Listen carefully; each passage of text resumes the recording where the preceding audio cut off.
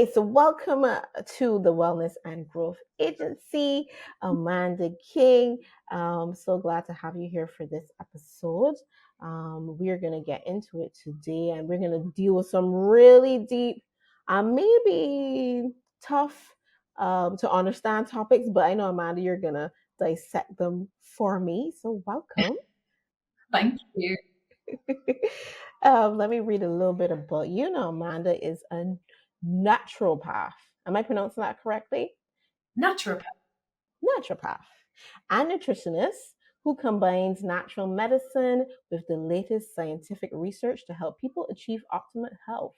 Now, she specializes in metabolic health, dietary approaches like keto and paleo, and integrative oncology. Now, I know oncology has to do with cancer, so we're also going to get into that. And she offers personalized wellness strategies. Welcome again, Amanda. Anything you want to add? Did I leave anything out? Not really. That's pretty much it in a nutshell. So those are the things that I'm working with right now. Yeah. Awesome. So, Amanda, can you start by telling us, how you got interested in neuropathy? So nutrition was something I did not grow up understanding or knowing anything about, and or pay any real attention to. And it was over 20 years ago I luckily discovered a book in my local, it's called Waterstones, a local bookshop in Milton Keynes where I was living, called Raw Perfection. And I decided to read this book from cover to cover. It was pretty detailed with lots of terms that I had never come across before, some quite heavy biology stuff.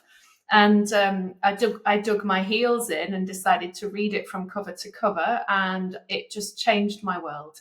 And so I decided to follow some of the principles in that book. And I'd already had a diagnosis of gastroesophageal reflux, the reflux disease, and I was given tablets to take for life, omeprazole, and I was taking speech therapy because the acid was burning my vocal cords, so I couldn't speak properly.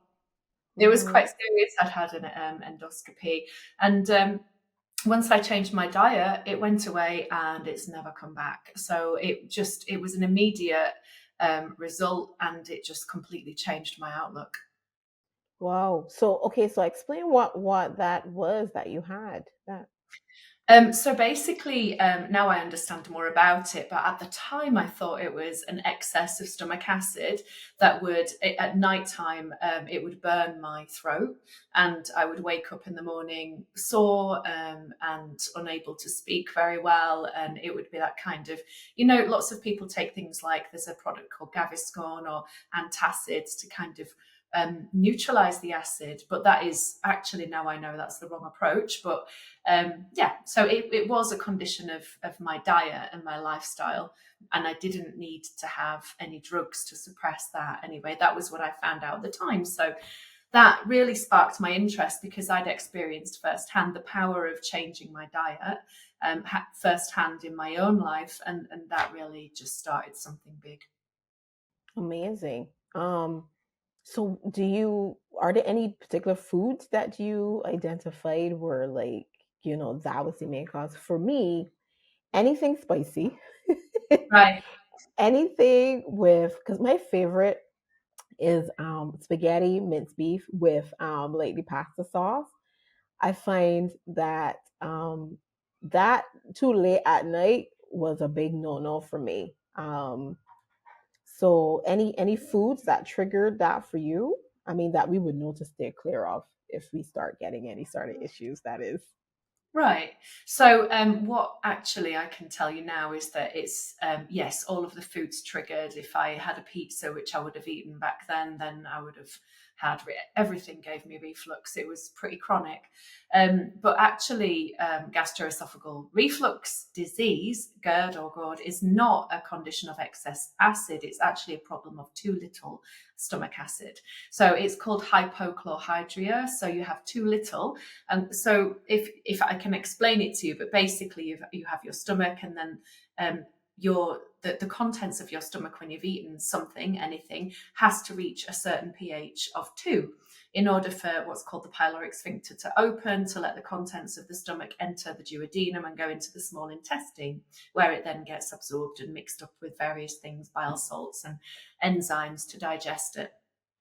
So if you don't achieve the adequate acidity, so if it's not acidic enough, this will the pyloric sphincter won't open, the doorway won't open, and the contents will remain in the stomach because it hasn't triggered the door to open. But it's still really acidic because 7 is neutral, and anything above that, even if it isn't 2, is still going to be pretty acidic.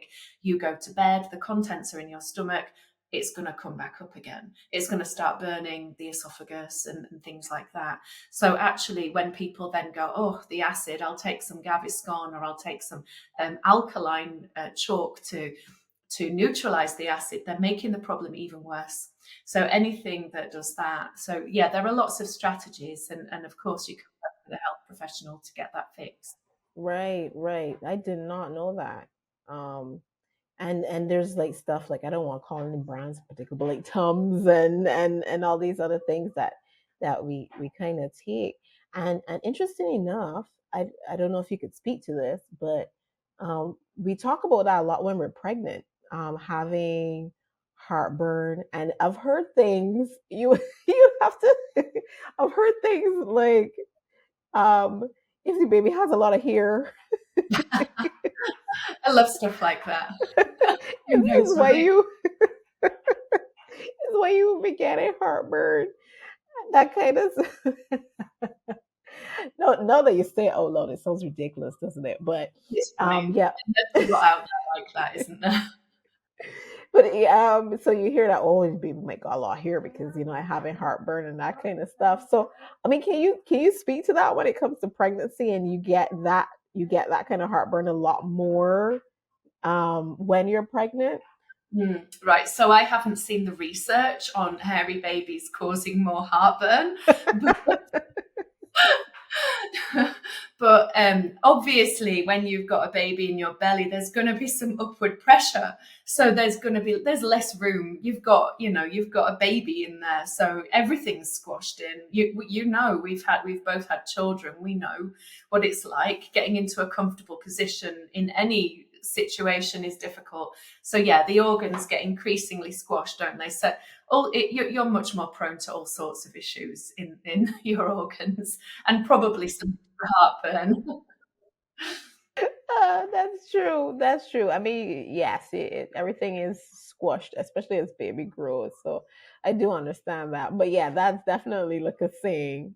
Here it's like, oh, you got heartburn. Oh, that means baby got a lot here. I was like, oh, okay. Oh, I it's good mean, hands. he did have a lot of hair though. In the beginning. Okay, so let's just focus a little bit now.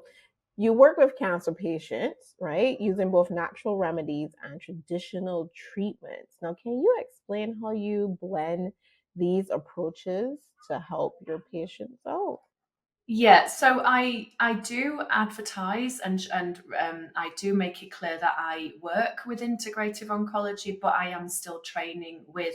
I actually am a student with the Metabolic Terrain Institute of Health, which is run by Dr. Naisha Winters, and I'll be finishing my course with her, the practitioner master course, at the end of this year. So I did do some training in cancer and in other kinds of pathologies in my nutrition degree, and a little bit with naturopathy. The specialism in cancer, that finishes at the end of this year. So I make it clear to all of my patients that I am training still in integrative oncology, and I expect to finish by December. So with naturopathy and with nutrition, these are my main modality. Well, naturopathy encompasses everything, and nutrition is a modality within naturopathy, actually. So cancer itself is a disease of metabolism, and within every cell that we have, nearly every cell is a battery, and those batteries produce these units of energy called ATP, adenosine triphosphate, and those batteries have a name called the mitochondria. And so what we do is we Cancer generally comes about because of a disruption to metabolism in the mitochondria, in the batteries. So nutrition is the perfect modality to help that, because nutrition is all about is often all about metabolism, how we get our energy, what kind of fuels are we using to get energy in our body.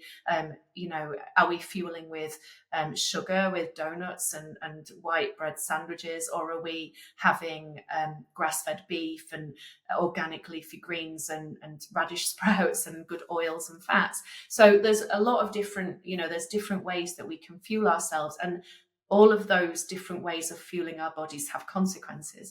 So where we've ended up in a state, let's say in a cancering state, then what we're going to need to do is come right back to have a look at everybody's who is in that state, and everybody who has any symptoms of any kind. We need to look at what they're eating. Cancer's no different. It's the same. What are you eating? How are you moving? How are you living?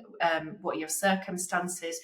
In a way, it's back to the same situation. What are the conditions for human beings to thrive, and are you meeting those conditions? Yes, there are more specialist things that can be done within integrative oncology itself, but rather than speak to that, I'd rather go all the way back, being a student of integrative oncology at the moment, back to what is the environment, what is the diet of the individual, and that's where I look first. Okay, that's interesting because I don't know if I remember what I had to eat last day, so they probably would have to really document what you eat and where you get it from. And I don't know about my listeners, but for me, I don't pay too much attention to, I guess, what I pick up at the supermarket and if it's like grass fed beef and that kind of thing. So it would, I guess, call for a conscious effort into really dissecting what it is that you have been eating and what you eat and where it comes from. And I think depending on where you live, it might not be as clear, I suppose, for you to find out that kind of information. I think that's true. Yeah, true. And there's an author called Viktor Frankl who wrote a book called Man's Search for Meaning. It's on Jordan Peterson's reading list, and he says if you have a why, you can experience anyhow. And I think education is the key. So you can find out where to get these things from, but if you don't really feel in yourself that that's a valuable thing for you, or you feel like it's good for you, but other things are still okay, then you probably won't have the motivation to go and look out for the right ingredients that help you to thrive, or you may not feel quite as motivated. Whereas when you start to understand and learn about the reasons why, what actually happens in the body, you don't need to go and get a degree in whatever to understand. Right. No, but I think that's why working with a nutritionist or a health professional actually is of benefit, because part of our job as naturopaths is to educate our clients as well. So explain and show how certain foods will actually affect the body, what the impact will be, and then demonstrate as well. So give somebody a plan to work on and let them feel and experience how it feels to be in a body with different fuel. And for many people, the experience is so different. Once you've changed the way you eat and you've experienced health, you've raised the bar, and you anything less than where you got to is not going to be quite good enough anymore. um, when it comes to, because okay, again, I guess the listeners are women. Some of them may not have children, but what about those who have kids and a family? Um, how would a nutritionist kind of help in that? Because like, okay, when she cooks, if she cooks, or if somebody else cooks, we cooking for the whole family, right? So how then do you maneuver that kind of dynamic? So how do you get healthy foods into the family diet? Is that the question? Yeah, and how do you get everybody, I guess, on board this kind of, because okay, if me for myself, I'm like, okay, yes, I want to eat healthy, I want to live healthy, but then my son, he just eats chicken nuggets. That's his diet, right? How then do I introduce, I guess, good tasting food but healthy food into not only his but probably perhaps my husband. And depending on, I guess, how you, I guess you will also have to look at like their metabolism and that kind of thing, like making sure that they get enough calories. I don't know if it's calories or proteins and carb. Like how then if I am your client, then how then do you maneuver when it comes to family dynamic? I guess is what I'm asking. Yeah, everybody. So we all have different expectations about what we like, what we expect to eat, what's available, and we have different time constraints. And I'm a single mum of two running a business. I've got property, I've got a cottage to run, and all sorts of stuff going on, and grass to mow, and things like that. So I have all sorts of things going on as well. And I also have the same challenges with two teenage boys. They have different tastes and different things. So if you're going back to the chicken nuggets thing, most people enjoy eating chicken nuggets. But so then it would be a case of maybe just take a bit of time on a Sunday and batch cook a load, get a load of chicken, make your own, try and find maybe some kind of a paleo style, which we can talk about in a minute, but a sort of paleo style covering. Remember that eggs are a part of that. So maybe you'd find some kind of flour that didn't contain wheat if you were going to go down that style. And there are different ways of creating delicious food that there's a couple of things with that. Well, there's quite a few things with that, but one is omega-6s. So you want to reduce omega-6s. These are found in grains. These are inflammatory. The inflammation triggers cancer and it causes all sorts of other issues in the body. So we want to reduce that. And also then there are other issues with wheat and grains and blood sugar dysregulation and things like that. But it's great that it's chicken because this is a protein. So everybody is going to need to eat protein in their diet. So you could incorporate that and just make a healthier version of it that everybody would enjoy. The other thing is, having kind of rules around what are going to come into the family cupboards. So True. Because if you have it, then yeah. If you don't have it, they can't eat it. no, it's the same with me. If somebody brings chocolate into the house or crisps, it's really hard for me not to eat them. So I don't have them in the house because I do like them, but I try. Right. So, and I generally follow a carnivore, sort of modified style carnivore diet myself, or it's more of a keto style of diet. So, yeah, if it's not in the house, also rules about things like if it's processed, if it's in a brightly coloured packet, if it's a breakfast cereal, those things are out. Bringing in only natural ingredients. So, for example, lots and lots of organic eggs, making boiled eggs for breakfast on a morning with some kind of keto bread, for example, for dippers for the kids. Everybody can eat that. Everybody can have a couple of boiled eggs. Maybe the grown-ups will put a bit of I don't know, a bit of smoked trout on there with some spinach, or maybe they will have something slightly different. But there are lots of different ways of making sure everybody is eating the same kind of healthy food. And so what actually tends to happen is kids have kids food and the family has, like, the adults have grown up food.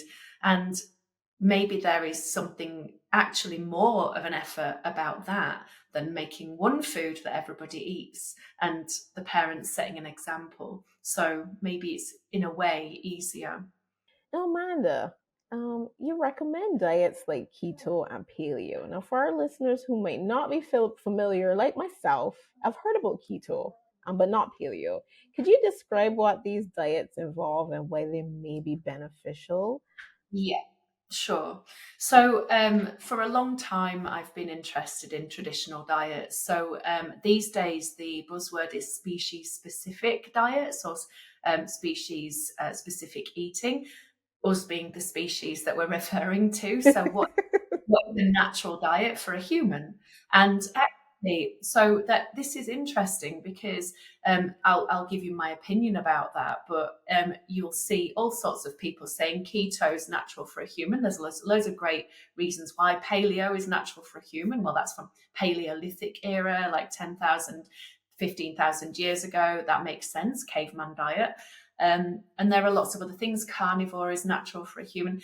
The reality is that our superpower is adaptation, and humans live in every different corner of the planet with different environments all over the place. You have people living off seals in Alaska, people living off milk from horses in Mongolia, and people living off, I don't know, all sorts of different, Australia, all over the world, different diets. People who live by the sea have more fish, that kind of thing. So the reality is that we can look back and say, well, where was ancient man? Like, where did we evolve from? Our genes, what kind of a diet was more traditional? And that would be fair. But given that we occupied so many different parts of the globe, and now where globalization means that we're, multicultural, and we're all over the place, aren't we? We're everywhere. Um, then our superpower actually is adaptation. And so we can adapt to many different kinds of diets with some caveats. Some people have genes that mean that they cannot digest things like lactose, which is a kind of sugar in milk. So the LCT gene, some people have inherited mutations, or they don't have certain genes, which means that they may not be able to tolerate certain kinds of foods. So what is a common theme that binds all of that together? And I will get to answer your question properly and specifically, but the thing that binds it all together is food that grows from the earth. So is it a natural food? Is it a natural plant? Is it an animal full stop? Is it a fish? Does it come from an animal? Or was it made in a factory with a process with some chemicals added to it? Right. Was it mass produced? Was it a grain that didn't even exist in that context back 10, 15,000 years ago, like modern wheat, for example, which is at the root cause of a lot of chronic disease? So yeah, that's really what I would say is more of a paleo style of eating. And the technically, paleo would not include dairy. I personally like to, with certain clients, include raw dairy, which is anti-inflammatory, and you could argue that is okay for certain people, which it is. But if it's traditional, if it comes from the earth, if it's animal, plant, if it's a fat that comes from an animal, not necessarily plants, because we wouldn't have had the technology to extract that, but animal fat from fish, things like that, that's good. Then it's fine. Then that would come under the context of paleo. Paleo and keto exclude grains. Paleo excludes grains, full stop. And I've eaten that way for a long time and found it really helpful, really beneficial for my own health. Keto, it has a slightly different edge.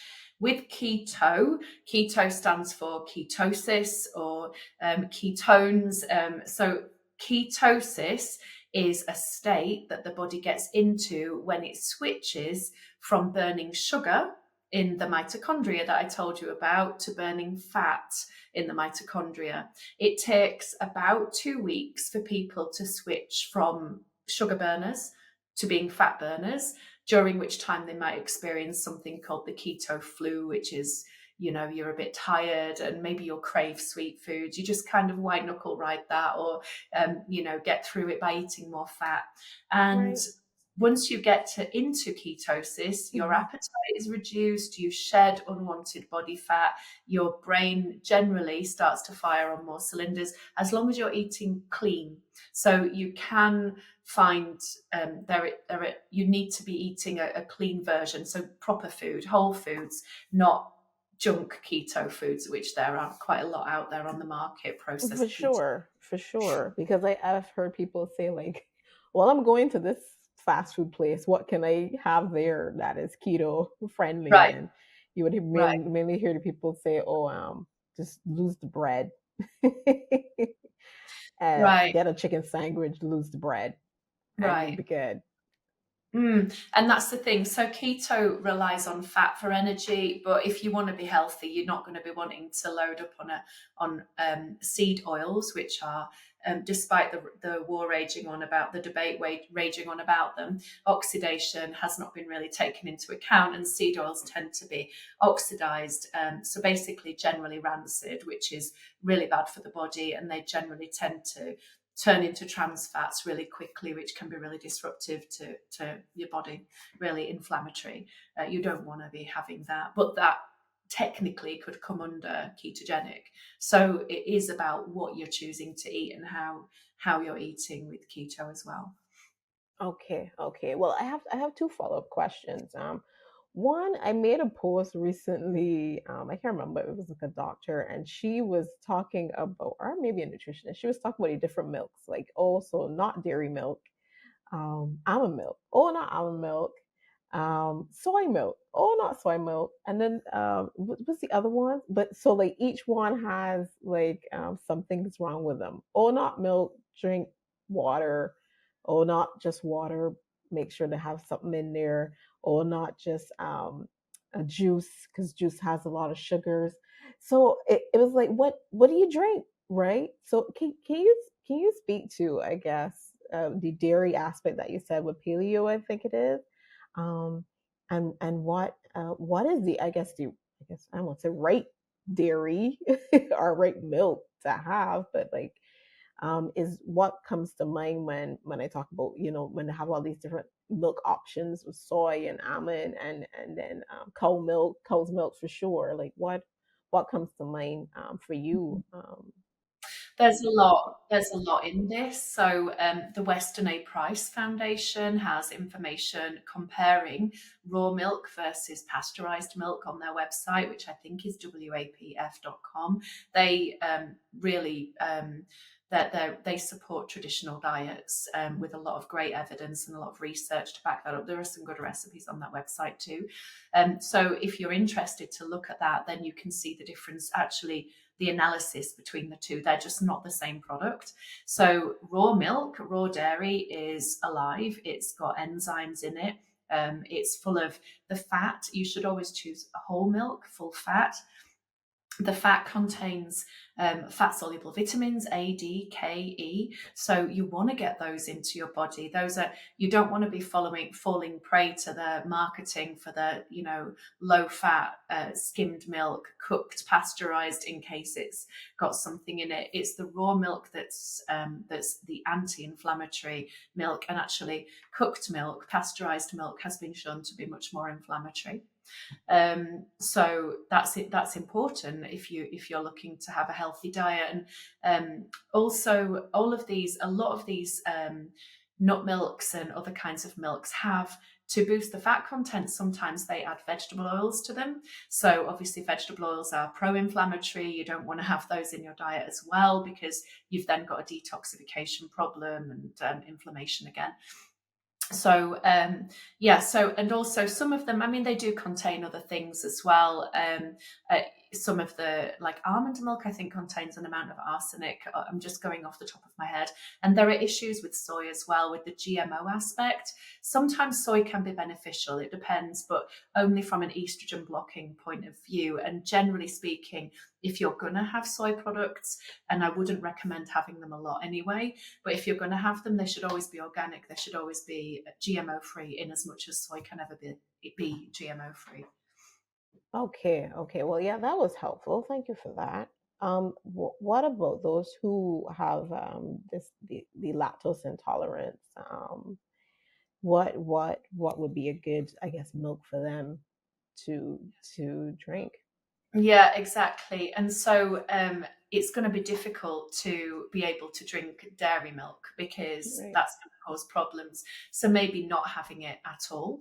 Not having any milk, right? Yeah, maybe just having alternatives to that. Maybe it is just saying, actually, my body doesn't actually like this very much, so I'm going to find alternatives. You could potentially make your own. If you wanted to make your own almond milk, it's actually really easy to do that. If Oh, it's so easy. It's so quick. So you literally just soak some almonds overnight. You should have a high speed blender like a Blendtec or a Vitamix, ideally, and then you would put in some filtered water, your almonds, whiz them until it becomes a pulp, and get one of they're called nut milk bags. They just You just put over a bowl, put your bag in the bowl, put in the mixture, and just kind of squeeze it through, and you'll end up with this fresh almond milk, which is creamy, and you can use that if you want to. So it's so easy, and there's nothing excuse me, there's nothing added to that then as well. It's just the almonds that you've just created, and it's as good as it gets. Okay, I should try that. Yeah, I it's think is a terry cloth. I think that you could use to squeeze the, or is that not it? made online now. There's a certain, I don't know what the name, you could use that, but then it might work. It might be worth having a try. But there is a certain kind of fabric that I've bought these ready-made nut milk bags, and it's so quick, so easy. And also, if you're into dehydrating and making food for the kids, then the leftovers, the almond meal that's left over, you can mix that with some raisins maybe, and other nuts and whatever else, and maybe some raw honey, and make little biscuits for the kids out of it. So there are lots of. Yeah, that sounds tasty.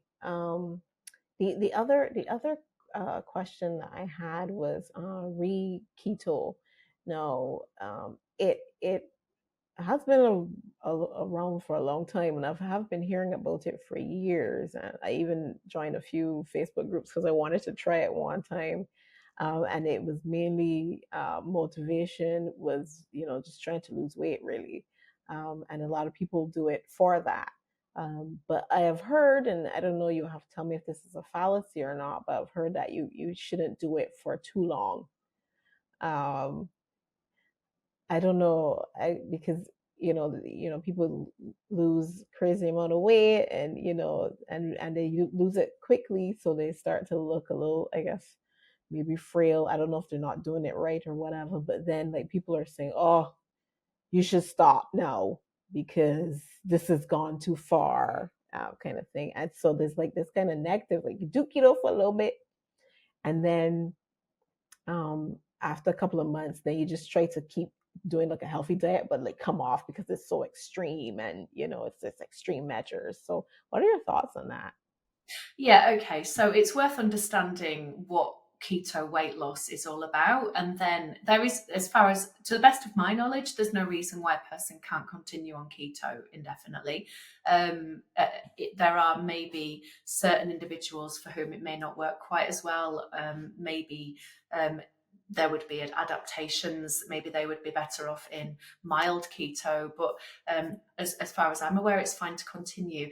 This idea that you would just continue losing weight all of the time on keto, that's the fallacy. So you wouldn't just keep losing weight unless you were not eating adequately. You need to eat enough fat. So what happens in the beginning? Um, so when you're in glucosis, which is how you burn sugar for fuel, you have glycogen stored in your muscles. Now, a molecule of glycogen has 3 molecules of water, H2O, attached to it. So when you go into intermittent fasting, or if you go and exercise, you burn up that glycogen. This is why some athletes carb load, have pasta parties before they run a marathon, things like that, because they're trying to build up the glycogen in the muscles, and basically to store that sugar ready for energy so that they can run really far.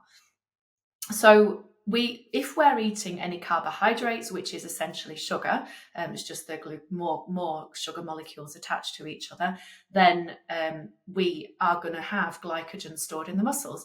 So as we go into keto and we stop eating carbohydrates, and maybe we're doing some intermittent fasting, hopefully we are, and hopefully we're doing a little bit of exercise as well, we start to burn through that glycogen.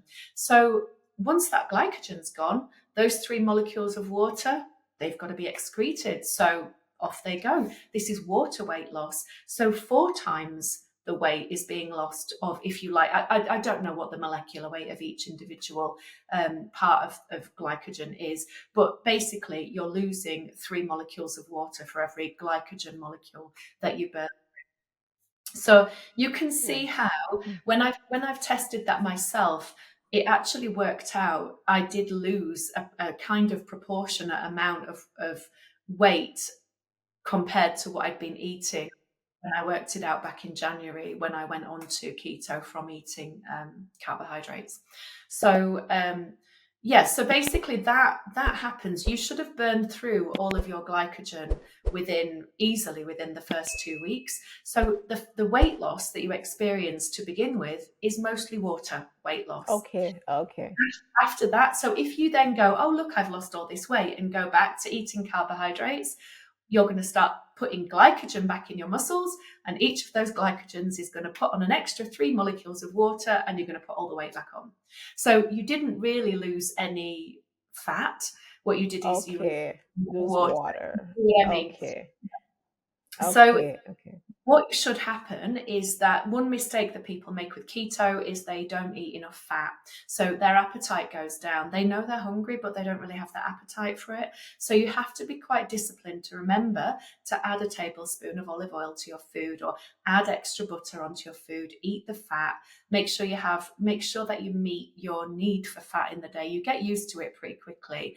Otherwise, you might lose unwanted, or you might lose body fat that you want to keep, which might be the case. Um, you should, if you're meeting your nutritional needs, you should get to a healthy weight and be able to maintain that. There shouldn't be a continued weight loss. okay, okay. Well, that makes sense.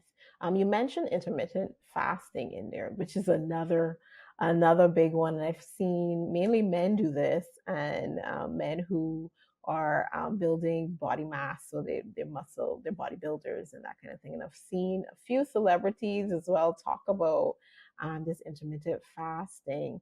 And it to me it sounds, from what I understand, I'm not into it, so I do need your guidance here. From what I understand, it's pretty much a set time during the day or evening where you eat, and then you don't eat anything else for the rest of the day. And from what I've seen, some of the videos that I've seen, when it comes to chow down time, they're really chow down. So I don't know if this is wrong or right. I guess I mean, like the food is just like a feast, especially for the guys who are doing the weight training and so on.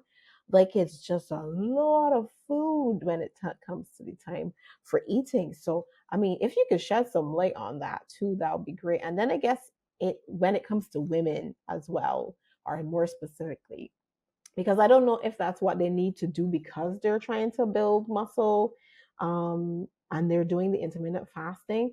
But then what about women who are not trying to? I mean, I'm not trying to build muscle. I'm just trying to look feminine. You know what I mean? So how does that work? And you said you could also have that with keto.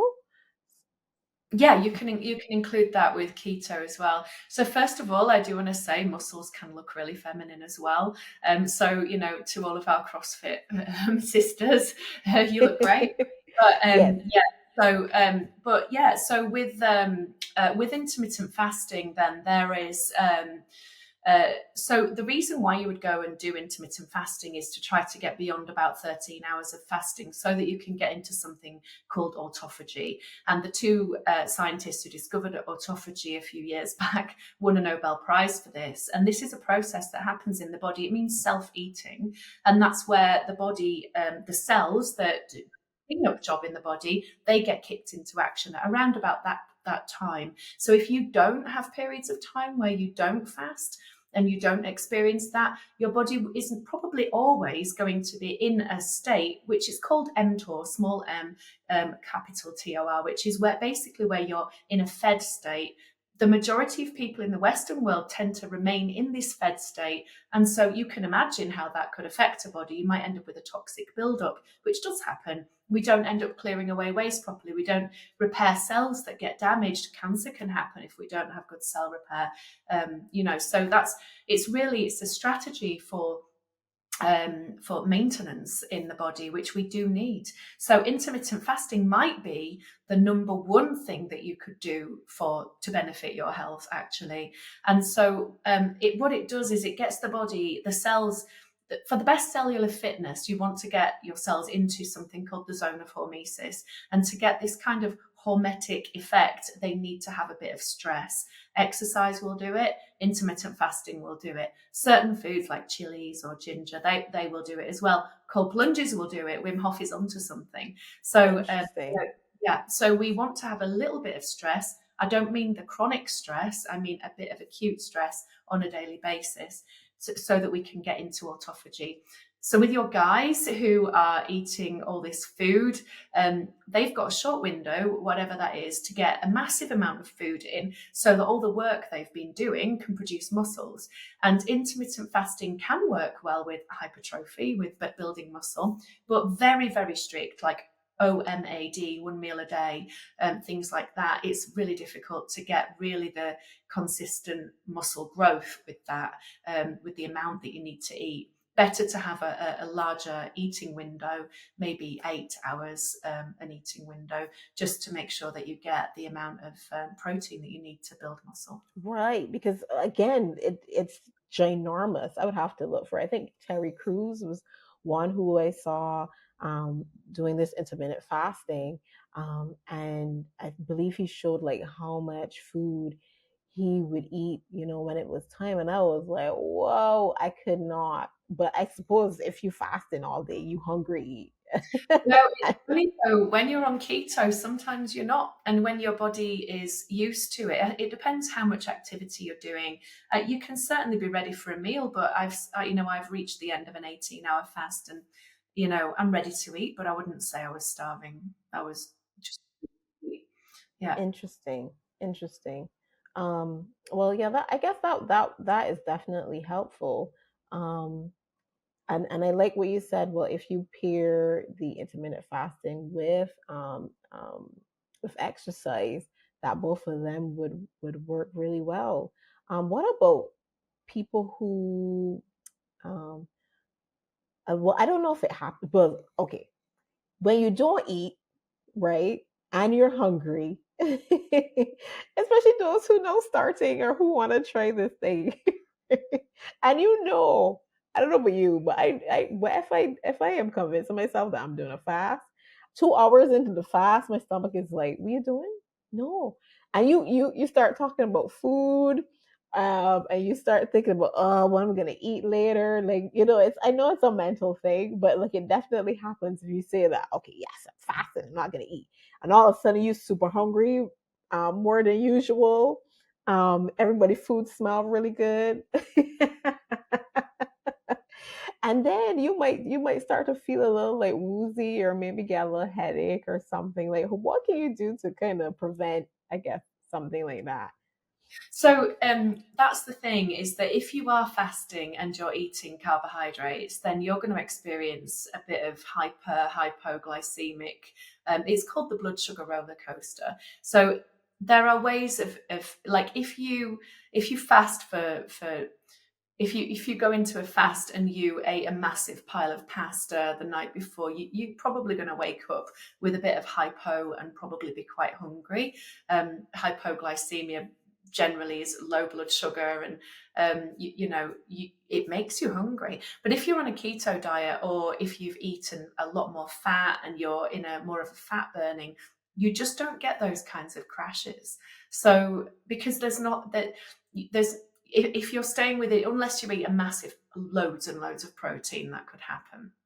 But generally speaking, you don't get those crashes as long as you're having lots and lots of fat. So it depends what you're eating when you're in your eating window. I would say that would be something that would resolve itself probably after about 2 weeks, depending on the person. Mm, yeah, you might have to work through that. You gotta just deal with it. Suck it up, deal with it. It'll get Perfect. better as you go. Now, can we speak a little bit about this word here, methylation? I think, did Mhm. I pronounce that right?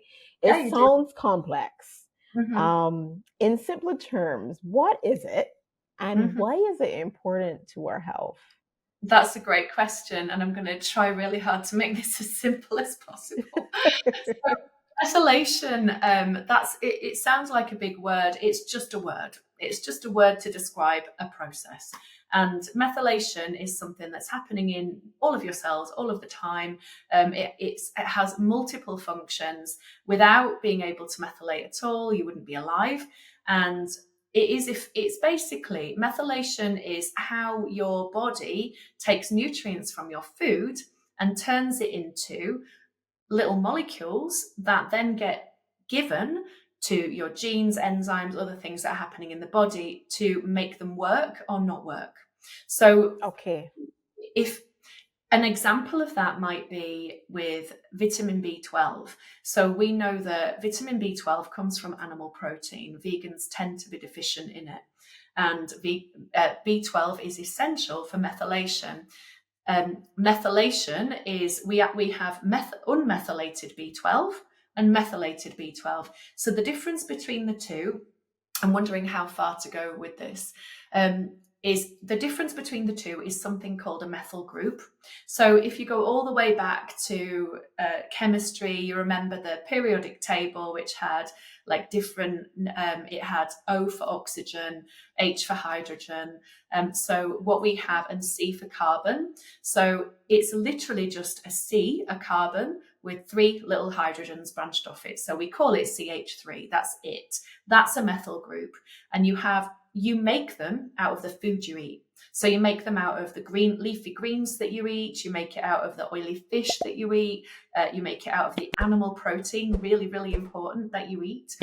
And if you don't eat the right amounts or the right foods for your body, you won't make enough of these little CH3 methyl groups. And if you don't make Right. enough of them, you won't be able to methylate properly, which will mean you might have symptoms like insomnia, anxiety, fatigue. You might have infertility. You might have trouble relaxing on an evening. You might be prone to quick to temper.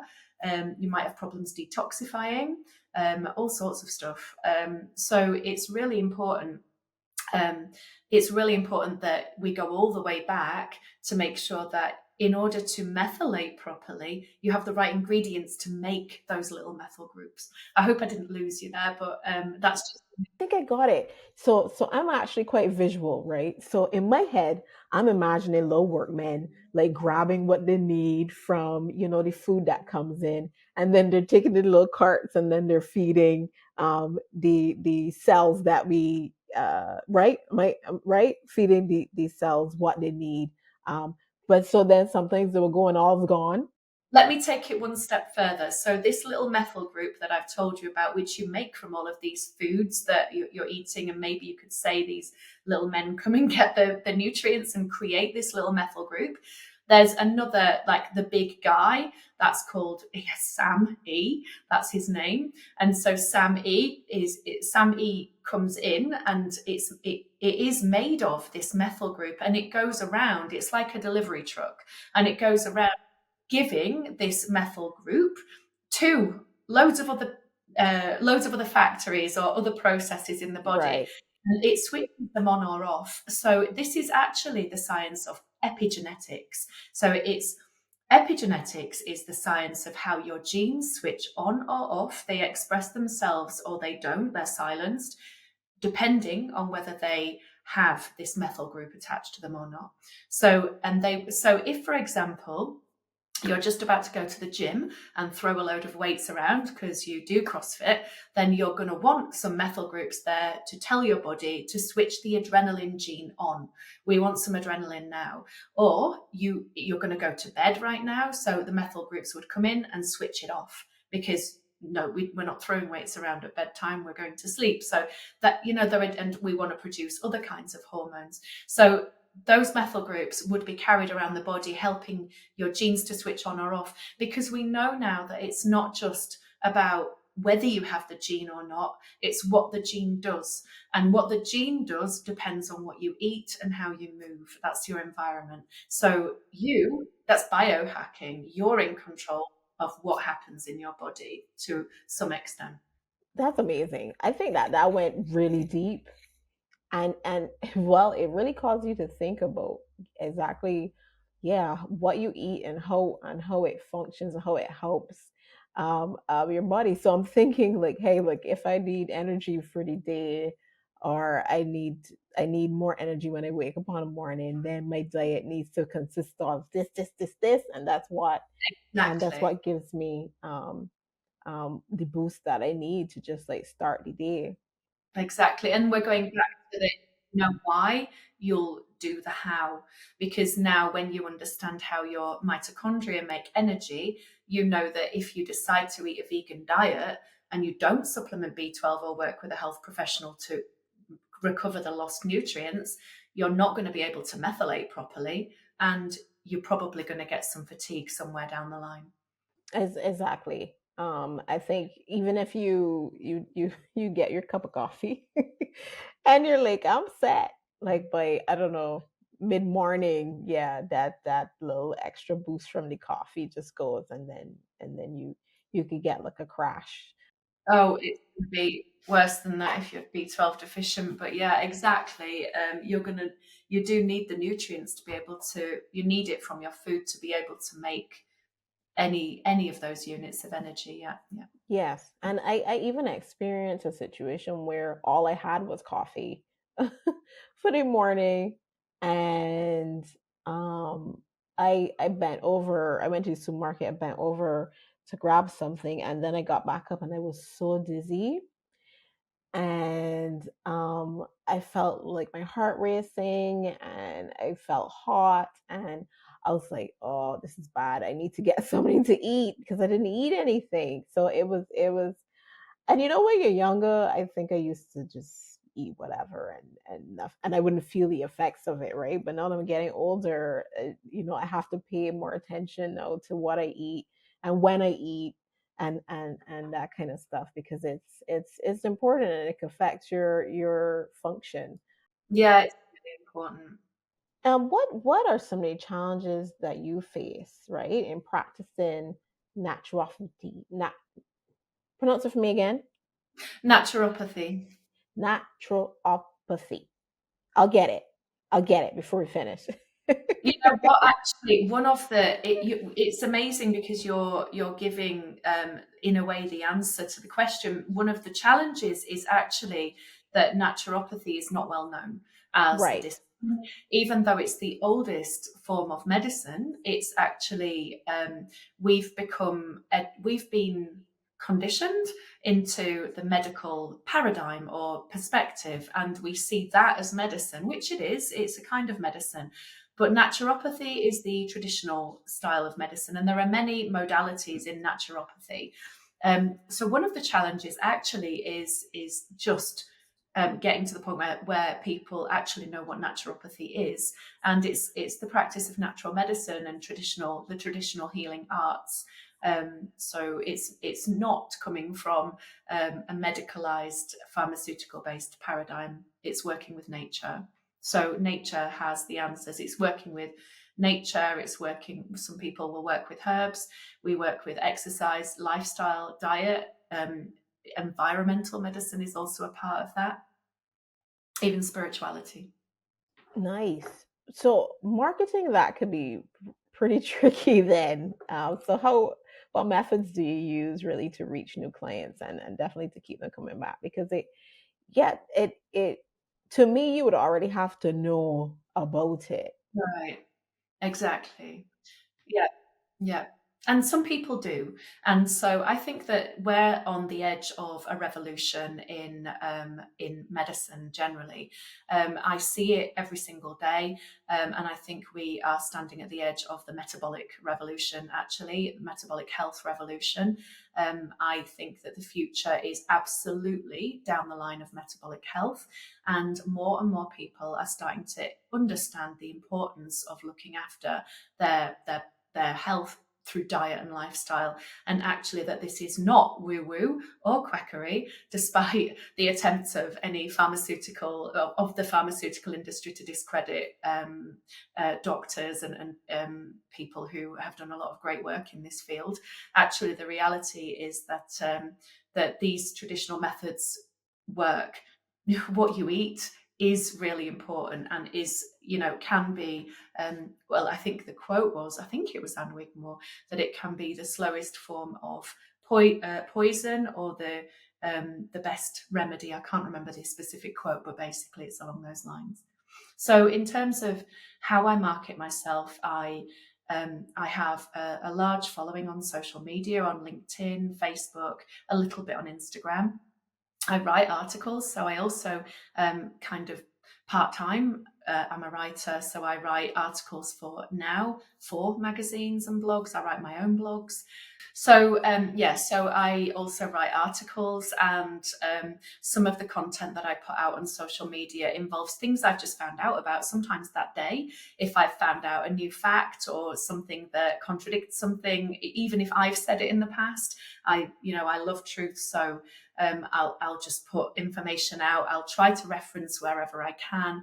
And I love to talk about traditional diets and things that I know work. And I do have lots of word of mouth now as well. So lots of my clients are now referring their family members, their friends, their work colleagues even is happening too. So it's growing, and that's great because that's results based. So I'm happy with that. Yeah, you put the effort into the content, and that's one thing.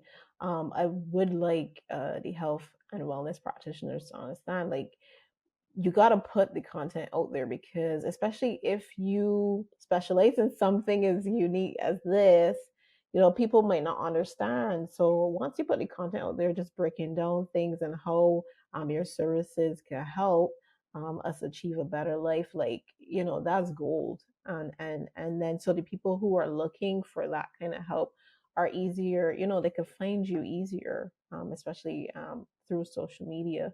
And the more you engage and the more you educate, because yeah, I agree with you.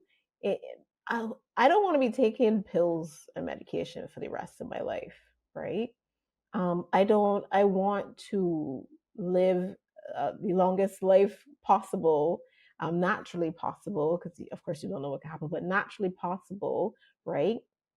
And do what I can to make that happen, right? So I think that is coming ahead a lot more these days, as people are seeking more natural remedies and ways to be healthy and to quote unquote cure. And I'm sure you can, some of the was it the NCDs that you have and that kind of thing. So I do agree with you. Uh, we want options. We want options, and then we will make the decision there. We don't want, like, hey, this is. I mean, okay, fine. Sometimes we want people to tell us what to do, but when there are other things, I mean, I guess about your health that could be cured as opposed to putting a plaster on it, right? I think yeah, if you don't, I mean, that's up to you guys. But for me, I want to just, like, hey, look, oh, this is what I need to, like, solve this, get rid of it. Let me do it. What you're talking about is informed choice.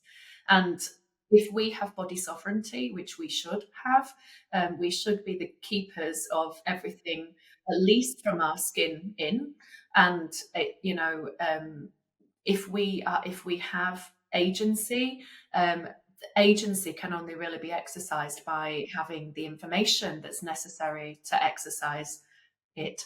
So often what happens is we're given some information, but not all of the information, because some information might help somebody's profit line, or a little bit of information. I mean, there's a lot of nefarious intention in the world, the corporate world, and in when we talk about where people are making money out of people's ill health. So I think it's important to recognize that happens.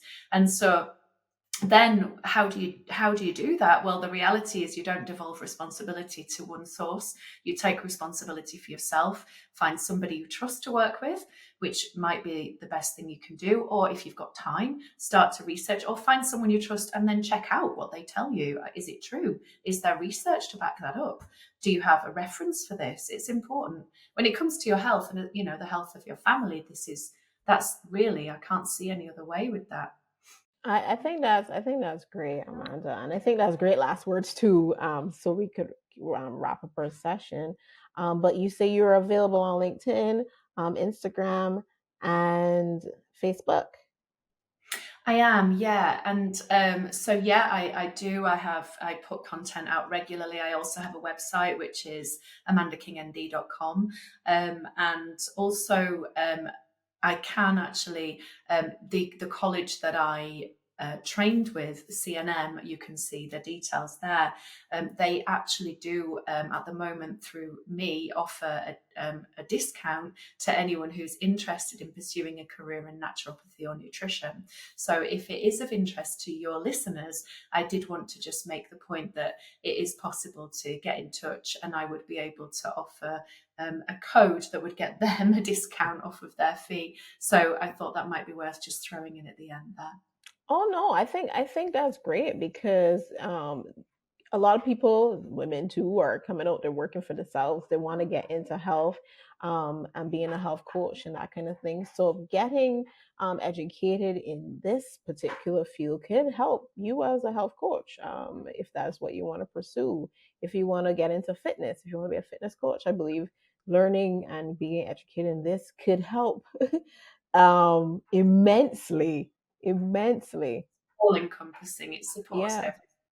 So I think that would be great. Well, thank you, Amanda. It has been, I mean, eye-opening. Oh my gosh. And it uh now I'm gonna have to like check in what I eat and if I have grass-fed beef because I love beef.